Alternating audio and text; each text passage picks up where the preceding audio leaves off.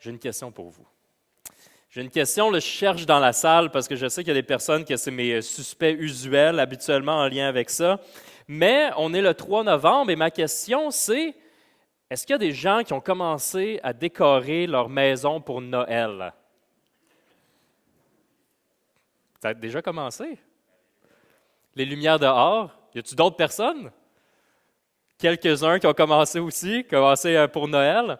Il y en a des fois que c'est les chants de Noël, tu sais, qui sortent le Mariah Carey assez vite, le 1er novembre. Moi, je vois ça passer sur les réseaux sociaux, qu'il y en a que dès que c'est le 1er novembre, là, c'est comme on se dépêche, on commence à fêter tout de suite Noël. Puis c'est spécial quand même parce que on voit ça aussi dans les magasins. Je parlais avec ma femme qui est allée au Costco la semaine dernière, je pense, puis elle disait que c'était bizarre parce qu'il y avait comme une espèce de cohabitation des décorations d'Halloween avec les décorations de Noël comme en même temps. Puis souvent, c'est ça qu'on fait aussi dans notre calendrier annuel. On célèbre une fête et est à peine terminée qu'on anticipe la prochaine aussi. Puis aujourd'hui, dans notre série, parce qu'on fait une série dans le livre de Lévitique, et le passage qu'on va voir ce matin a beaucoup rapport avec ça. On va lire ensemble, ça va être dans Lévitique 23 aujourd'hui, c'est un seul chapitre. Fait qu'on va aller un petit peu plus dans le détail, parce que si vous étiez parmi nous dans les semaines précédentes, des fois on couvrait plusieurs chapitres en un seul dimanche. Cette fois-ci, on va couvrir un seul chapitre dans Lévitique 23. Et dans Lévitique 23, on voit qu'il y a plusieurs différentes fêtes qui étaient célébrées à l'époque, certaines qui sont encore célébrées, certaines qui le sont moins un petit peu. Puis on peut se poser la question, mais à quoi ça nous sert de connaître ces différentes fêtes-là? Mais on voit vraiment que Dieu fixe des moments dans l'année, dans le calendrier de son peuple à ce moment-là, pour se rappeler de leur relation avec Dieu tout au long de l'année, que ça fasse partie vraiment du quotidien, de l'année, du calendrier, la relation entre Dieu et son peuple, qu'on puisse célébrer Dieu tout au long de l'année.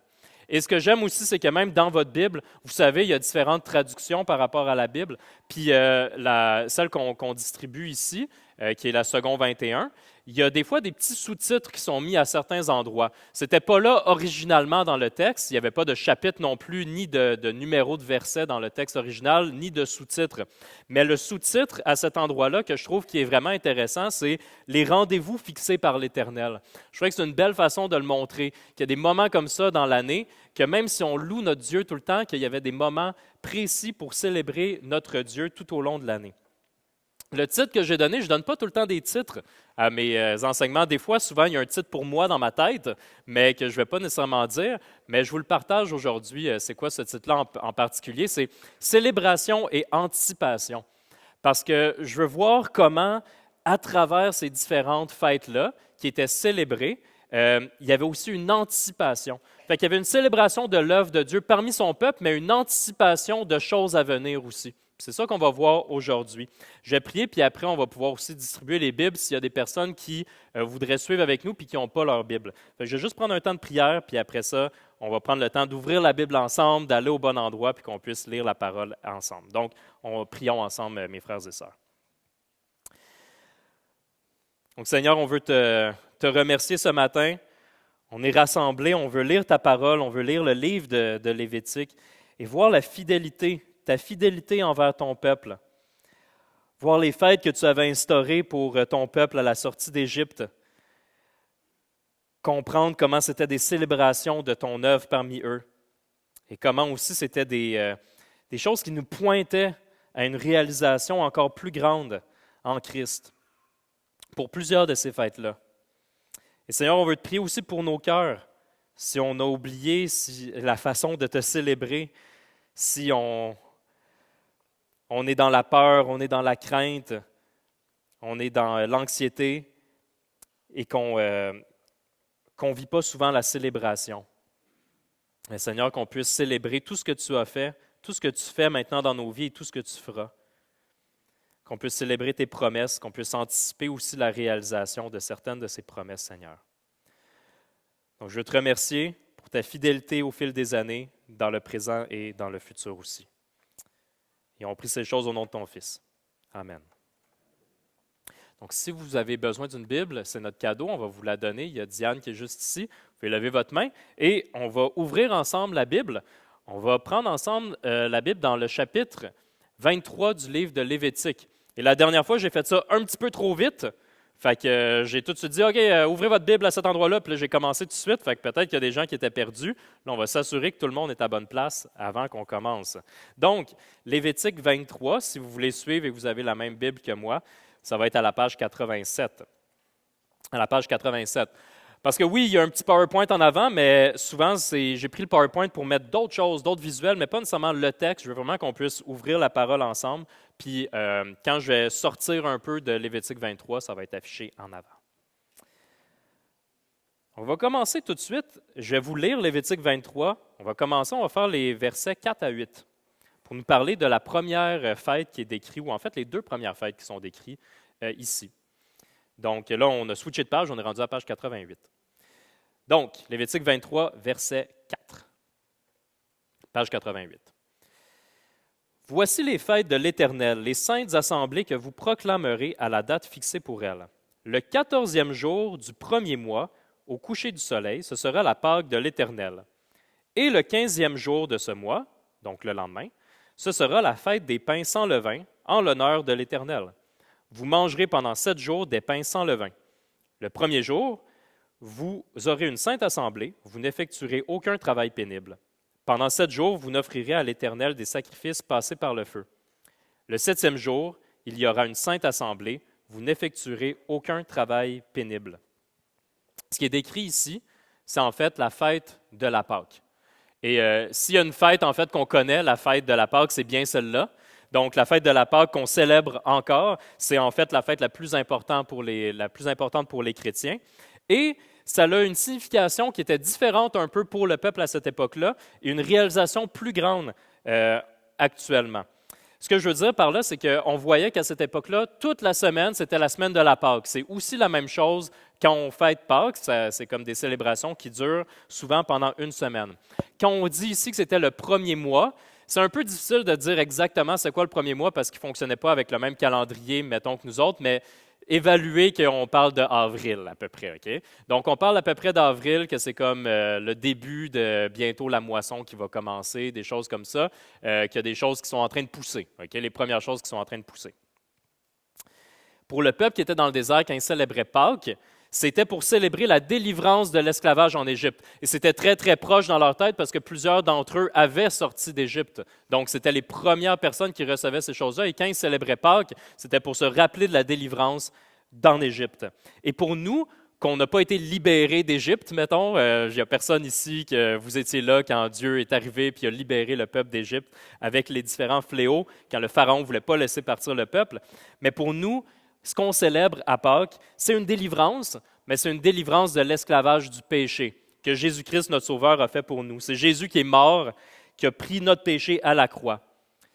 C'est Jésus qui a vaincu la mort, qui est ressuscité le 3e jour. Même que l'apôtre Paul écrit que Jésus est notre agneau pascal. Puis pascal, ça veut dire Pâques, okay? C'est relié à la Pâque. Puis c'est ce qu'on fait à chacune de nos Pâques, c'est qu'on veut remercier Jésus de nous avoir libérés, qui a vaincu la mort, qui soit ressuscité. C'est pour ça que c'est extrêmement important que c'est la fête forte, je vous dirais, des chrétiens.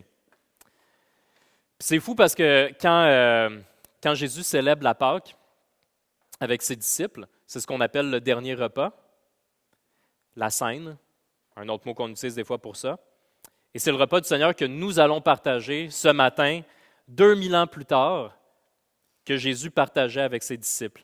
C'est une célébration qui a pris un tout autre sens aussi en Jésus. Jésus s'approprie la Pâque. Puis pour la fête des pains sans levain, qu'on connaît un petit peu moins, mais c'est tout simplement parce que lorsque le peuple était sorti d'Égypte, il était sorti tellement vite d'Égypte que le Seigneur avait dit « Prenez vos pains, puis vous n'avez pas le temps de les mettre dans le four avec du levain parce qu'on sort. Vous êtes libérés de l'esclavage, suivez-moi, sortez. » C'est pour ça que c'était tout de suite le lendemain. Et ça ici, c'est des fois un petit peu difficile de dire « OK, mais nous, c'est quoi d'abord? Comment qu'on peut voir ça, cet accomplissement-là? » C'est intéressant qu'on n'ait pas besoin de spéculer nécessairement parce que souvent, quand on va voir l'apôtre Paul, il va souvent utiliser des choses comme ça parce que l'apôtre Paul s'adresse à un public juif pour venir montrer c'est quoi la réalisation ici par exemple de la Pâque, mais aussi de la fête des pains sans levain. Et on va lire ensemble dans 1 Corinthiens 5, 6 à 8. Et là, vous n'êtes pas obligé d'aller chercher dans votre Bible, vous pouvez rester dans Lévitique 23 parce qu'il est affiché ici en avant. Donc 1 Corinthiens 5, versets 6 à 8. L'apôtre Paul écrit à l'Église de Corinthe, puis regardez bien toutes les mentions de la Pâque puis de la fête des pains sans levain. Vous n'avez vraiment pas de quoi être fiers. Ne savez-vous pas qu'un peu de levain fait lever toute la pâte? Purifiez-vous donc du vieux levain afin d'être une pâte nouvelle, puisque vous êtes sans levain. En effet, Christ, notre agneau pascal, a été sacrifié pour nous. Célébrons donc la fête, non avec du vieux levain, le levain du mal et de la méchanceté, mais avec les pains sans levain, de la pureté et de la vérité. Ce que ça symbolise ici, c'est que lorsqu'on donne notre vie au Seigneur, c'est qu'on s'engage aussi à vouloir mettre à mort le péché, de vouloir s'éloigner du péché, de vouloir consacrer notre vie à l'Éternel. C'est des choses qui ne sont pas tout le temps évidentes. La semaine dernière, il y a eu plusieurs personnes qui ont été baptisées et c'est aussi ça le baptême, c'est un engagement pour dire « Seigneur, je veux m'engager à suivre, à marcher dans tes pas et lorsque je veux m'éloigner de toi, de vouloir revenir à toi constamment. Puis tu vas me pardonner puis que je veux te suivre, que tu es mon sauveur, tu es aussi mon maître. J'ai une nouvelle vie en toi. » C'est aussi l'anticipation du moment où on n'aura plus besoin de lutter constamment contre le péché. Ce combat-là à l'intérieur qu'on dit « Ah, je suis tanné de ça, je suis tanné de ce péché-là que je veux tellement mettre à mort puis que ça revient régulièrement », mais de dire qu'il va y avoir un temps où ça ne sera plus là, que ce combat-là ne sera plus là. De dire que je veux vivre par l'Esprit, je veux suivre le Seigneur, je veux vivre une sanctification en lui. C'est aussi ce qu'on voit dans la fête des pains sans levain. Il y a cette connotation négative souvent qui est donnée au levain quand on lit dans le Nouveau Testament, qui a rapport avec le péché, qui a rapport avec les mauvaises influences dans notre cœur, puis qu'on dit non, je veux vraiment me consacrer à les pains sans levain de la pureté et de la vérité. Je veux suivre mon Sauveur. Ça, c'était pour la Pâque et la fête des pains sans levain. On va continuer notre lecture. On est rendu au chapitre 9 pour la prochaine fête, la troisième qui est décrite. On va lire les versets 9 à 14. L'Éternel dit à Moïse, transmets ses instructions aux Israélites. Quand vous serez entrés dans le pays que je vous donne et que vous y ferez la moisson, vous apporterez au prêtre la première gerbe de votre moisson. Il fera avec la gerbe le geste de présentation devant l'Éternel afin qu'elle soit acceptée. Oui, OK, c'est juste ça. Il fera le geste de présentation le lendemain du sabbat. Désolé.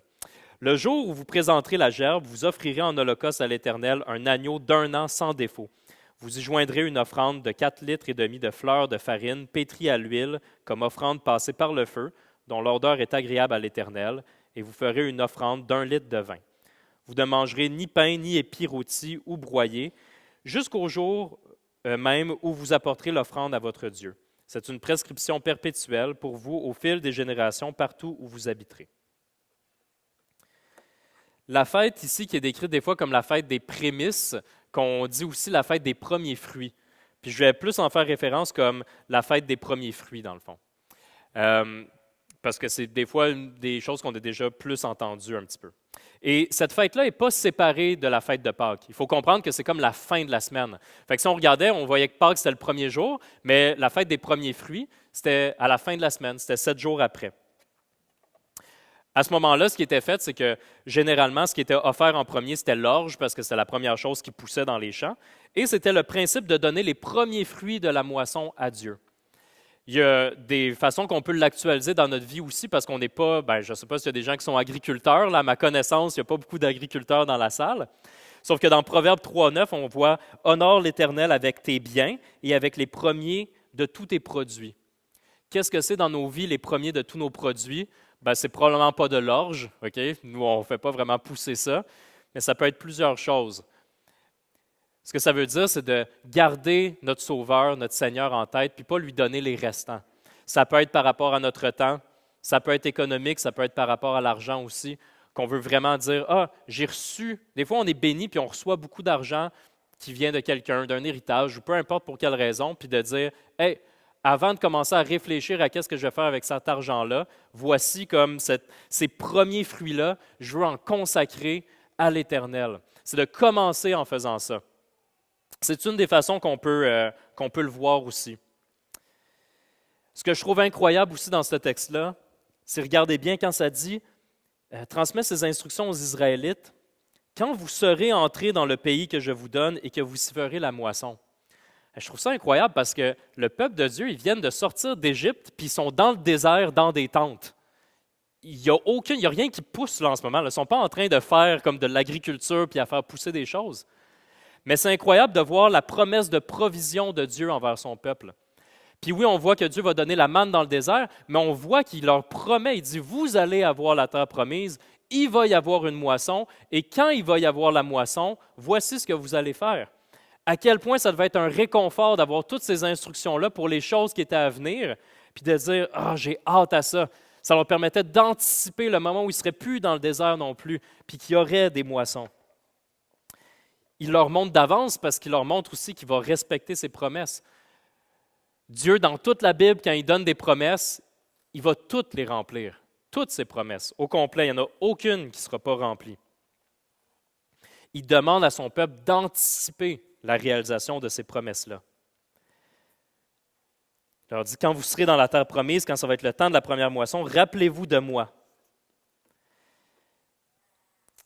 Puis nous, on peut se demander, c'est quoi l'anticipation qu'on peut avoir en lien avec cette fête-là des premiers fruits?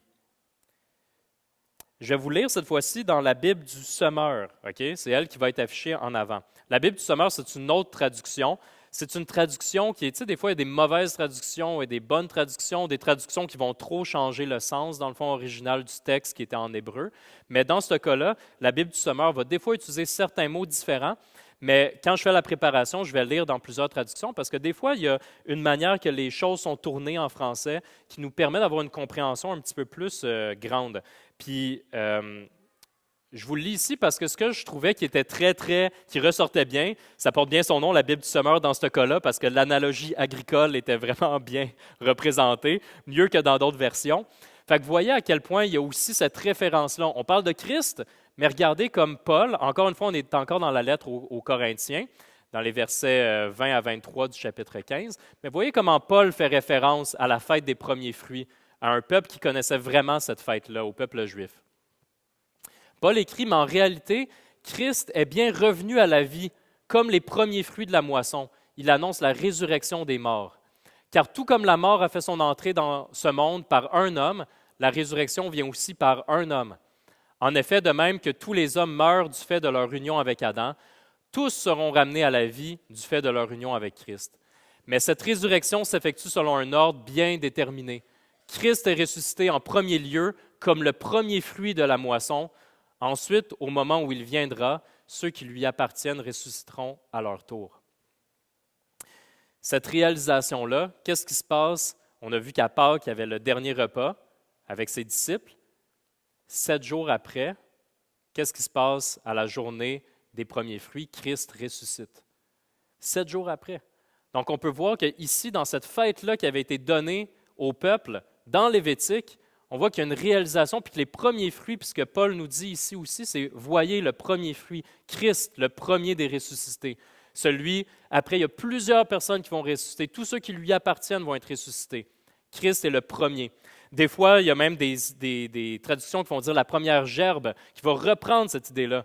Donc, ce n'est pas de venir prendre le texte et dire « Ah là, j'ai fait un lien entre genre 2 passages qui ne fitent pas ensemble. » C'est presque obligé de faire le lien parce que quand on lit la Bible, c'est ça qu'on est supposé voir ici. De l'autre côté de la croix, ici, quand on voit la fête des premiers fruits, on est supposé à réfléchir et penser à la résurrection de Christ et comment il va nous ressusciter aussi à notre tour. Il va ressusciter toutes les personnes qui mettent leur espoir en lui.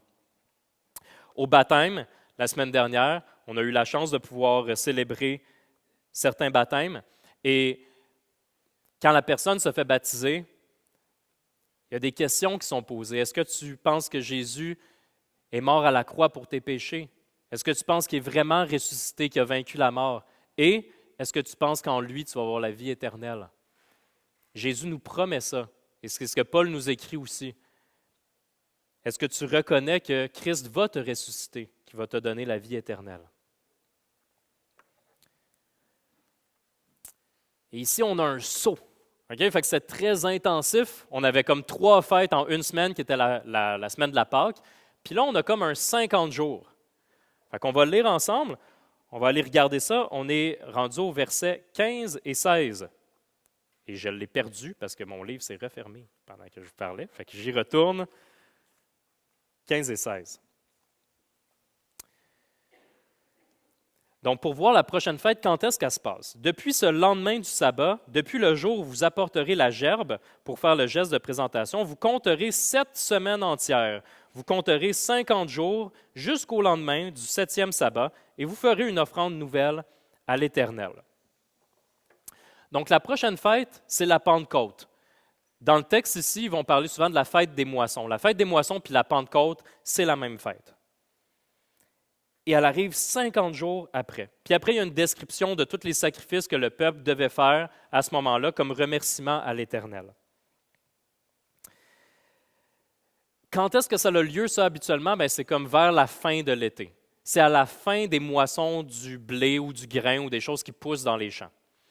Pour nous, c'est comme l'action de grâce. Okay? Qu'est-ce qu'on vit, nous autres, qu'est-ce qu'on célèbre actuellement, des fois? C'est l'action de grâce. Est-ce qu'on remercie encore Dieu pour les choses qui ont poussé dans les champs? C'est quelque chose qui se perd un peu au fil du temps parce qu'on ne vit pas, on s'en va à l'épicerie puis on achète des affaires. Fait on dirait que même quand il y a l'action de grâce, on dit « Ah, merci Seigneur », mais on le remercie pour sa fidélité dans nos vies. C'est plus difficile de le remercier pour les choses qu'on mange. On peut le remercier pour les choses qu'on mange, mais on ne le vit pas comme les gens qui regardaient les choses pousser pendant tout l'été, puis qui devaient s'en remettre au fait qu'il y a des choses qu'ils ne pouvaient pas contrôler, par rapport à la température, par exemple. C'est un moment de célébration, c'est une grosse table pleine, plein de bouffe, du temps en communauté. Il y a une grosse emphase qui est mise sur les sacrifices de communion. Et les sacrifices de communion, c'était quelqu'un qui allait faire un sacrifice et que la nourriture, dans le fond, qui était là, était faite pour être partagée, était faite pour inviter aussi les personnes qui étaient plus démunies à ta table. Était faite aussi dans ce contexte-là. Ils vont parler aussi dans les champs de ne pas récolter le contour des champs pour les personnes qui sont plus démunies. On appelle ça le glanage. Il y a toute cette idée-là que Dieu veut prendre soin aussi des gens qui ont moins de ressources, qui ont moins d'argent, puis qu'il y a ce partage-là de ressources. Beaucoup de communion, c'est l'idée de communion qui est ici, de célébrer la provision de Dieu pour les récoltes. Ce que je trouve vraiment particulier ici, parce que là, si vous avez vu, il y a tout le temps cette idée-là de dire, OK, mais c'était quoi la réalisation en Christ par rapport à ça? Vous savez, Jésus, quand il était dans le désert, il est resté combien de jours dans le désert pour se préparer au ministère terrestre? 40 jours dans le désert pour se préparer à ça. Et on voit que c'est similaire. Après la fête des premiers fruits, quand on a dit que Jésus est ressuscité à ce moment-là, ce que ça nous dit dans la parole, c'est que Jésus est resté, après sa résurrection, 40 jours avec ses disciples, le même temps que lui était resté dans le désert. Quand Jésus est allé dans le désert, c'est pour se préparer à son ministère terrestre. C'est là qu'il a été tenté aussi par le diable dans le désert. Et on voit que Jésus, pendant 40 jours après sa résurrection, est avec ses disciples pour les préparer à ce qui va s'en venir. Et après, il y a un autre 10 jours où Jésus leur dit « Retournez à Jérusalem et attendez ». Ce qui donne 50 jours en tout. 40 plus 10. On voit ça dans Actes 2. Dans Actes 2, on voit quand le jour de la Pentecôte arriva, ils étaient tous ensemble au même endroit. Tout à coup, il vient du ciel un bruit comme celui d'un vent violent qui remplit toute la maison où ils étaient assis. Des langues qui semblaient de feu leur apparurent, séparées les unes des autres, et elles se posèrent sur chacun d'eux. Ils furent tous remplis du Saint-Esprit et se mirent à parler en d'autres langues, comme l'Esprit leur donnait de s'exprimer. C'était l'envoi du Saint-Esprit qui était là. C'est aussi ce qu'on considère comme étant le début de l'Église, le jour de la Pentecôte. Donc, on voit que c'est ce qu'on peut observer. C'est notre époque, c'est l'ère de l'Église. Donc, on voit qu'au moment de la Pentecôte, lorsque Jésus dit « Allez à Jérusalem », il va y avoir un aide qui va vous être envoyé, il va y avoir l'Esprit Saint qui va vous être envoyé. Et lorsque l'Esprit commence, les disciples qui étaient cachés, soudainement, ils commencent à parler plusieurs langues pour pouvoir parler à travers toutes les différentes nations. Ils vont aller parler de l'Évangile dans toutes les nations environnantes. Et ce qui commence tout petit à Jérusalem devient extrêmement grand, jusqu'à la moisson qui est là maintenant à Saint-Jérôme au Québec et aux extrémités du monde et qui continue à grossir et à grossir et à grossir. On est des fruits de cette moisson-là. On dit que c'est l'ère de l'Église, que c'est l'ère de la moisson. Ça commence à la Pentecôte et ça continue jusqu'au retour de Christ, l'ère de l'Église. Jésus en parle de la moisson et il dit, entre autres, dans Jean 4, « Ne dites-vous pas qu'il y a encore 4 mois jusqu'à la moisson? Eh bien, je vous le dis, levez les yeux et regardez les champs, ils sont déjà blancs pour la moisson. Celui qui moissonne reçoit un salaire et amasse du fruit pour la vie éternelle, afin que celui qui sème et celui qui moissonne se réjouissent ensemble. » Aujourd'hui, ça tombe aussi qu'on a plusieurs de nos frères et sœurs qui sont à Tremblant. Puis quand on parle de moisson, on dit ça souvent, on dit il faut aller vers la moisson. Puis parfois, ça peut être, je ne sais pas comment le dire, genre inconfortable, parce que, tu sais, comme ce matin, Jean-François, il n'est pas là, puis David, il n'est pas là, puis il y a plusieurs personnes qu'on aime qui ne sont pas là, puis des fois, on peut se dire, ah, mais il me semble, là, c'est difficile, tu sais, on aimerait ça être tout le monde ensemble, on aimerait ça que ça ne change pas, mais il me semble qu'on est bien ensemble actuellement. Puis c'est vrai qu'il y a des manières de trop faire de changements trop vite, puis que finalement, c'est juste comme tout le monde s'est papé partout, puis ça ne fonctionne pas. Mais la réalité, c'est que ça coûte quelque chose. Quand on parle de... on veut parler de Jésus dans toutes les Laurentides. Mais qu'est-ce que ça veut dire, ça, parler de Jésus dans toutes les Laurentides? Ça veut dire qu'il va y avoir des gens, des fois, qui vont dire « Ah ben moi, je vais déménager, puis je vais aller à Tremblant. Moi, je vais aller à d'autres places. » Puis c'est des coups, des fois, c'est des choses qu'on fait « Ah, mais j'aimais tellement ça être avec cette personne-là. » Je me rappelle d'avoir eu un groupe Connexion. C'est un groupe qui se rassemblait dans les maisons. Puis dans ce groupe-là, il y a 10 ans, il y avait comme Carl et Emmanuel, il y avait Étienne et Laurence, il y avait Julie et David, il y avait moi qui étais là aussi. Puis on aurait aimé ça que notre groupe il continue pour tout le temps.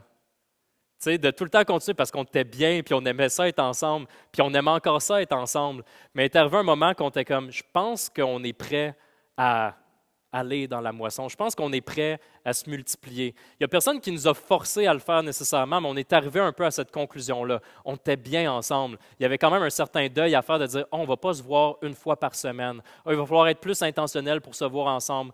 Ça va changer un peu notre relation. Il y avait un certain coût. Mais c'est de se rappeler, on est ouvrier dans quelle moisson, nous autres? On est ouvrier dans la moisson de Dieu. Et si je le place sur une ligne du temps, puis là, je le sais que là, il y a des gens des fois qui vont faire comme « Oh là, où est-ce qu'il l'a placé exactement? Où est-ce que nous, on est placé par rapport à la moisson? » Vous remarquerez que j'ai placé notre position plus vers la fin de la moisson que le début ou la moitié, OK? Et ce n'est pas pour rentrer dans de la spéculation ou des choses comme ça. Puis je le sais qu'il y a des personnes qui ont été extrêmement échaudées dans les années 80-90 parce qu'à tous les dimanches, si vous allez à l'église, ça dépend des assemblées, ce n'est pas de même dans tous les cas, mais je l'ai entendu de certains d'entre vous que vous étiez tannés de tout le temps parler de la fin des temps. Puis d'autres personnes qui sont sur le bout de leur chaise parce que vous n'avez jamais entendu parler de ça à l'église, mais beaucoup sur YouTube. Puis là, c'est tellement là sur YouTube, puis là, tout le monde parle de ça, puis enfin, on va pouvoir en parler au sein de l'Église. Puis là, je vais peut-être décevoir les deux groupes, fait qu'il y aura peut-être personne qui va être content en bout de ligne, parce que je pense que ce qui nous concerne le plus actuellement, c'est l'attitude de l'ouvrier dans la moisson, notre attitude de célébration et d'anticipation. Parce que je pense qu'il y a comme... Souvent, c'est comme ça, là. On a comme souvent deux extrêmes, puis là, des fois, on tend d'un côté, on tend de l'autre, on essaie de revenir dans le milieu. Je pense qu'il y a une attitude d'un ouvrier qui vit seulement dans l'anticipation.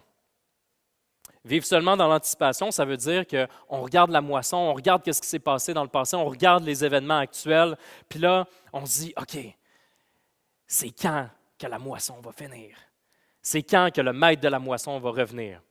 Puis là, mettons, si tu es quelqu'un qui est dans le champ, littéralement, quand est-ce que le gel va arriver? Ça va-tu être comme la dernière de septembre ou là moi, je pense que c'est le 3 octobre que ça va arriver. Puis de commencer à spéculer pour ça. Et c'est tout à fait correct d'être à l'affût des signes du temps. Et c'est tout à fait correct d'anticiper le retour du maître de la moisson. Mais ce qu'on peut comprendre, c'est que c'est jamais aux dépens du travail qui est à faire dans la moisson. Vous comprenez cette idée-là d'anticiper, mais de ne pas arrêter, parce que la moisson n'est pas terminée. C'est comme s'il y avait 3 ouvriers, Tout le monde travaille dans le champ, il y a 3 ouvriers qui sont dans le coin, puis jour après jour, ils spéculent sur quand est-ce que ça va finir la moisson. Puis les autres autour sont comme, on peut-tu travailler comme, à la place de juste spéculer parce que ça s'en vient. Oui, le maître va peut-être revenir, mais en attendant, on peut continuer à œuvrer ensemble. Et ce qui peut être dangereux là-dedans, c'est que de tout le temps vivre dans une anticipation, ça peut créer beaucoup d'anxiété aussi. De tout le temps vivre dans « Ah, mais quand est-ce que ça va arriver? Quand est-ce? » Puis c'est des choses, honnêtement, qui échappent à notre contrôle. Puis quand on voit dans les évangiles, ça dit « regardez les signes, mais continuez à œuvrer. Vivez pas juste dans l'anticipation, dans l'anxiété. » Mais de l'autre côté, parce qu'il y a un autre côté, il y a un autre extrême aussi. Puis vous allez tous vous reconnaître dans un extrême ou dans l'autre. Moi, je suis plus dans l'extrême que je vais vous dire en ce moment. Des fois, dans l'autre extrême aussi, mais tu sais, on est tous de même, hein? On change, on passe d'un bout à l'autre des fois. Moi, je suis plus dans l'autre extrême de ne jamais vivre dans l'anticipation, d'oublier les promesses et de vivre dans le moment présent. Mais le problème quand on vit juste dans le moment présent, c'est qu'on regarde la moisson puis on se dit « Il y a tellement de job à faire, il y a tellement de travail. Puis là, si on ne travaille pas fort, on ne pourra pas survivre, il n'y aura pas de bouffe pour l'hiver, on va mourir de faim. » Puis là, il y a le stress, puis il y a l'épuisement, parce que là, c'est comme il faut travailler, il faut qu'on se tue au travail. Puis quand on regarde toutes les différentes fêtes qui sont là, c'est intéressant de voir que dans toutes les fêtes, Dieu nous parle de repos, nous parle de sabbat, nous parle de s'arrêter puis de se rappeler dans quelle moisson on œuvre. C'est vraiment important pour ne pas constamment s'inquiéter par rapport à l'avenir. Cet ouvrier-là qui vit tellement dans le présent peut oublier les promesses à venir, puis oublier aussi que ce n'est pas notre moisson, mais que c'est la moisson du maître de la moisson qui nous a appelés à le servir. Donc notre application, en fait, c'est de tout le temps essayer de sonder notre cœur puis à voir on est de quel côté. Puis c'est une bénédiction, l'Église. C'est une bénédiction parce qu'on peut s'encourager ensemble à voir quand il y a des moments où on s'éloigne ou des choses comme ça. Des fois, il y a des moments aussi qu'on l'entend, des gens qui viennent de se faire baptiser, puis là, ils voient ça, puis ils sont comme « OK, go, là, je suis prêt. » là. Puis là, ils veulent aller dans le moisson, là, parce que là, ils ont de l'énergie, puis le travail est grand, puis je veux y aller. Puis il y a d'autres personnes que ça fait longtemps que vous êtes dans une église, que vous suivez Christ, par exemple. Puis des fois, il y a un épuisement qui vient aussi avec l'âge, avec la maladie, ce qui fait que dans une église, on n'est pas tous aux mêmes endroits. Mais c'est aussi une richesse. Parce que parfois, dans la naïveté ou la nouveauté, on ne sait pas trop comment agir, puis le plus vieil ouvrier peut nous dire « Tu travailles tout croche en ce moment, tu vas t'épuiser. » OK? Puis de l'autre côté, ça peut aussi aider pour les personnes qui sont plus âgées de voir que l'Église ne va pas mourir avec eux autres. Tu sais, ça peut aider de voir justement cette idée-là que ça revient tout le temps. Quand moi, je regarde les bébés qui sont là, quand je peux voir aussi les personnes qui sont plus âgées que moi puis qui ont plus d'expérience, puis qui ont passé à travers. C'est vraiment une joie de pouvoir vivre ça ensemble. On a de la joie parce que notre bon maître nous invite à le servir pour la récolte de sa moisson. Puis on veut être des ouvriers qui célèbrent sa bonté et qui ont hâte qu'il revienne, de célébrer et de l'anticiper tout en œuvrant dans sa mission. Et quand on a fini ces fêtes-là, on se retrouve à un moment où, si on revient à comme le contexte de l'époque, la récolte du grain est terminée. Mais ce n'est pas toute la moisson qui est terminée parce qu'après, il y a d'autres choses qui poussent, comme les olives puis le raisin qui sont pris après, plus tard dans l'année. Fait qu'on va arriver au dernier bloc de 3 fêtes qui sont toutes pas mal collées ensemble. Okay? Ces 3 fêtes qui sont célébrées encore par les Juifs, qui sont célébrées aussi par certains chrétiens aussi dans le monde. Certaines personnes de notre assemblée aussi, que quand c'est arrivé, comme c'est des fêtes qui tombent plus en octobre habituellement, qui disent « Ah, ben moi, je veux les fêter pour me rappeler. » Ce n'est pas la plupart des chrétiens qui célèbrent nécessairement ces 3 fêtes-là, mais c'est certains chrétiens aussi qui vont les fêter. C'est des fêtes qui, on pourrait dire, n'ont pas trouvé nécessairement un plein accomplissement. Des fêtes qu'on pourrait dire des fêtes futures. Puis c'est les fêtes suivantes. C'est la fête des trompettes, le jour de l'expiation et la fête des tentes. Si on lit juste pour la fête des trompettes, c'est au verset 23 et 25. La fête des trompettes, on voit que l'Éternel dit à Moïse, « Transmets ses instructions aux Israélites. Le premier jour du 7e mois, vous aurez un jour de repos proclamé au son des trompettes et une sainte assemblée. Vous n'effectuerez aucun travail pénible et vous offrirez à l'Éternel des sacrifices passés par le feu. Première question. Si vous entendiez maintenant des trompettes, genre là, on est là, puis on entend... C'est quoi qu'on penserait quand il y a des trompettes qu'on entend? Qu'il se passe quelque chose. Okay? On se dirait, il n'y a pas des trompettes habituellement qui sonnent pour rien. Okay?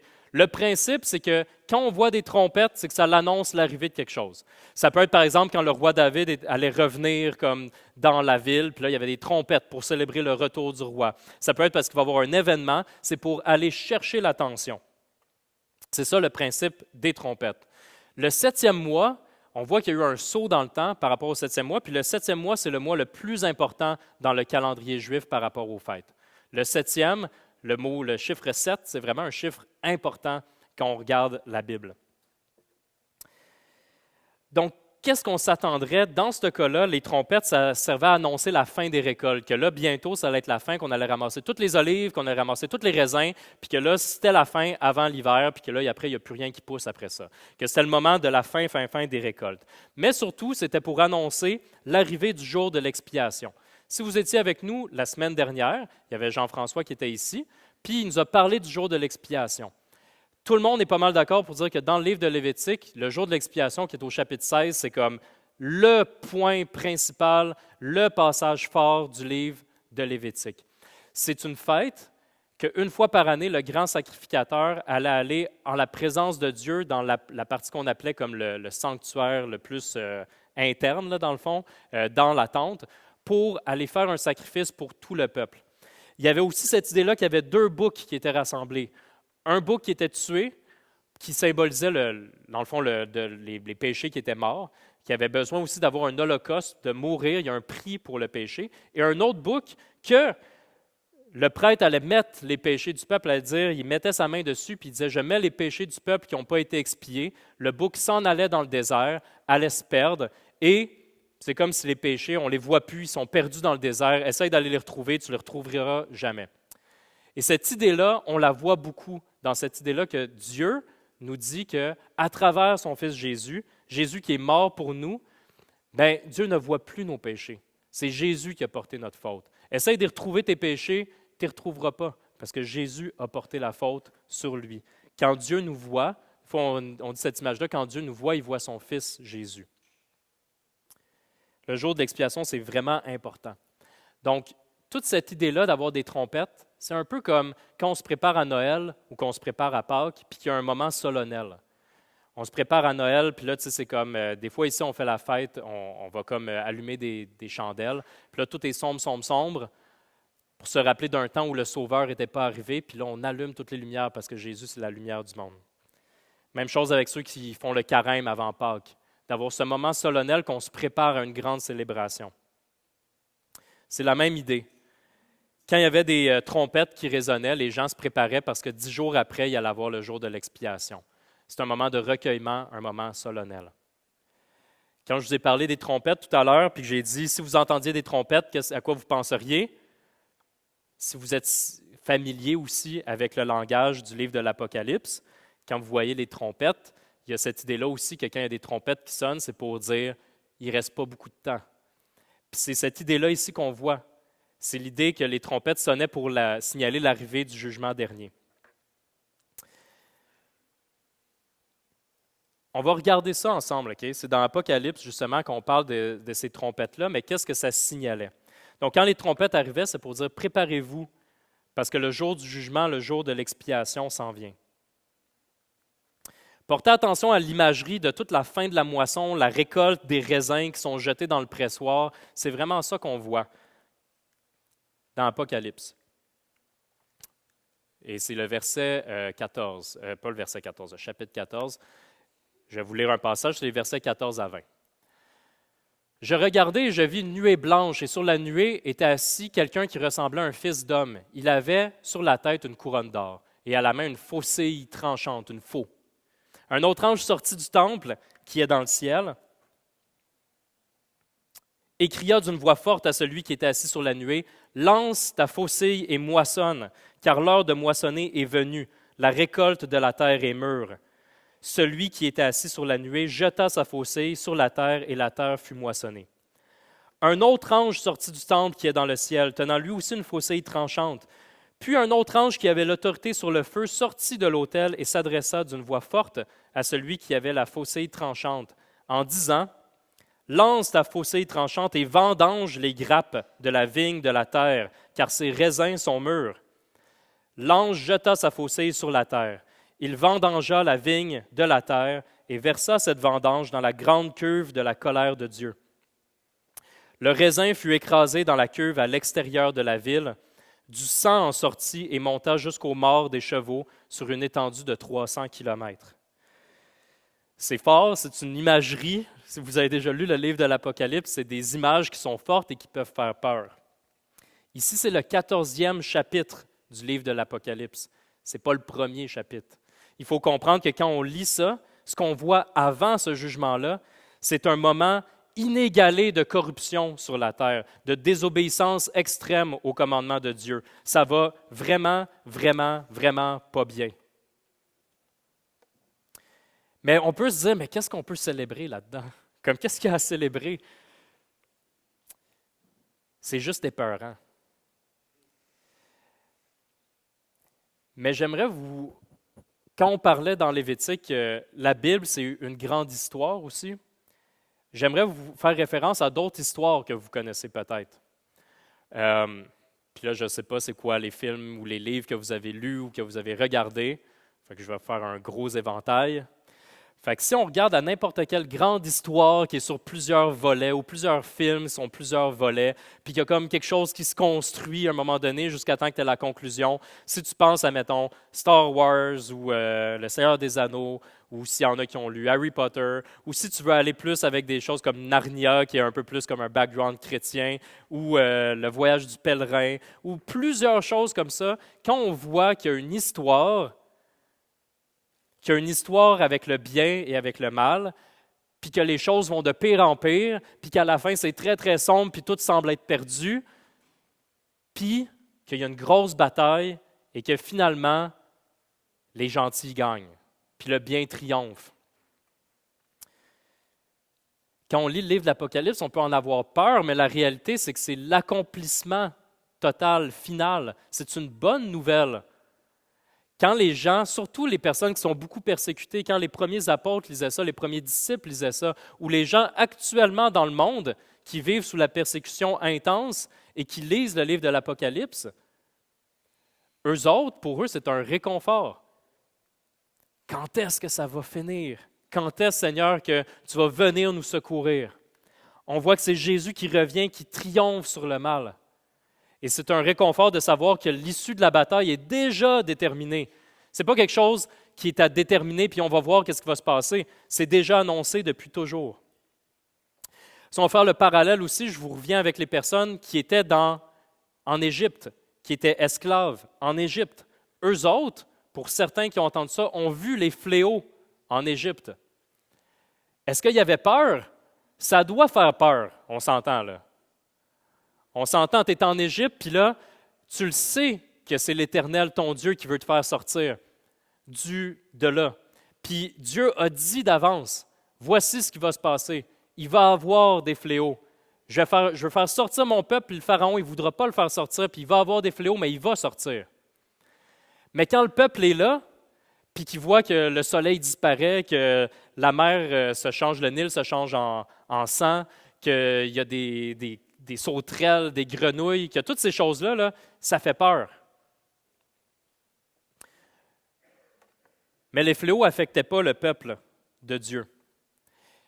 Et la chose qu'on retient le plus, c'est que lors du dernier fléau, qu'est-ce qui se passe?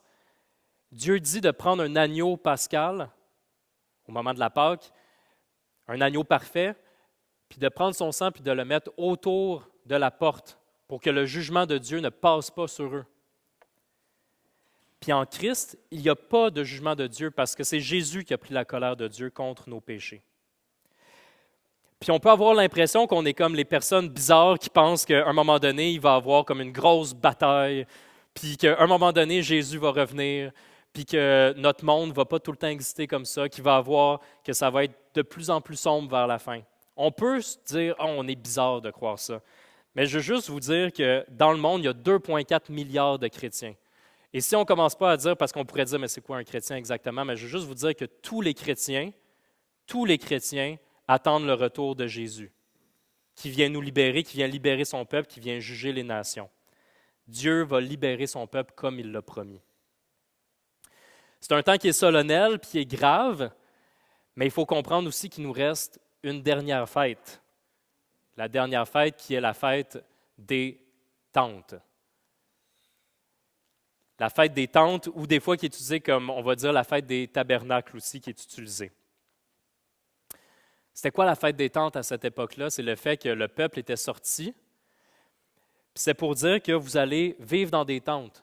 Fait que tu vois, au temps de Jésus, eux, ils ne vivaient plus dans des tentes, mais au moment de la fête des tentes, tout le monde allait vivre dans des tentes pour se rappeler que leurs ancêtres avaient été libérés, mais qu'ils avaient vécu dans le désert. C'est se rappeler aussi de la dépendance envers Dieu, qui est notre abri, qui est notre sécurité. Pour nous aussi, c'est de se rappeler qu'ici, dans notre monde, on fait du camping. On n'est pas là ici éternellement, on est aussi en camping. Une des choses qu'on remarque quand on lit ce passage-là, qui parle de la fête des tentes, on ne va pas le lire au complet ensemble, parce qu'il est quand même long, mais vous pourrez le lire. Mais une emphase incroyable qu'on voit, c'est sur le chiffre 7. Dans ce court passage sur la fête des tentes, on voit que à 9 reprises, ça parle de 7. Le septième mois, il va y avoir cette fête-là, tu vas la faire pendant 7 jours. Pendant 7 jours, tu vas vivre dans une tente. Le 7e jour, tu vas faire ça. Le 7, ça revient tout le temps. Et 7, c'est l'idée de perfection, de complétion. C'est l'idée du repos parfait après que tout soit accompli. Puis on peut célébrer que Dieu est venu habiter parmi les hommes. À ce moment-là, il vivait dans une tente au milieu d'eux. Puis après, à Jérusalem, il vivait dans le temple au milieu d'eux. Puis ce qu'on sait, c'est que Dieu, par son Esprit Saint, habite en nous. On a chanté tout à l'heure, « Le Dieu de victoire habite en moi ». Et aussi, on vit dans l'anticipation du moment où Dieu, avec sa cité céleste, arrive ici, s'établit sur une terre parfaite, une terre purifiée de tout le mal, pour une vie éternelle, pour un repos éternel, pour un sabbat éternel. Cette idée que c'est complet, que c'est un repos final. Aujourd'hui, on va faire le repas du Seigneur ensemble. Et je vais juste vous montrer à quel point je trouvais ça incroyable de voir le pont que Christ fait à travers toutes ces différentes fêtes-là. Puis je remerciais Dieu, puis tu sais, peut-être que mon message aujourd'hui était plus long, puis je me suis fait prendre par surprise, je vous dirais. Parce que quand on lit Lévitique 23, au début, on est comme, OK, je le lis, mais je ne comprends pas c'est quoi ces fêtes-là. Puis là, il y avait plein d'affaires, plein de détails, puis peut-être que je suis allé trop dans le détail, je ne le sais pas exactement, sauf que je trouvais ça incroyable de voir comment que Christ était là dans toutes ces fêtes-là. Et aussi comment il fait le pont entre la Pâque et jusqu'à la fin, entre la fête des tentes. C'est l'alpha et l'oméga, c'est le commencement et la fin. Vous savez, au premier moment, quand il y a eu le repas du Seigneur, puis je vais inviter les musiciens à s'avancer en avant de vous inviter vous aussi à vous avancer pour le repas du Seigneur. Mais quand Jésus est avec ses disciples, puis il sépare le pain, il prend l'eau, pas l'eau, excuse-moi, le vin, le fruit de la coupe. Il dit qu'il va prendre le fruit de la coupe avec eux, puis que c'est quelque chose de perpétuel jusqu'à ce qu'ils reviennent et qu'on puisse célébrer ensemble à la table aussi avec lui.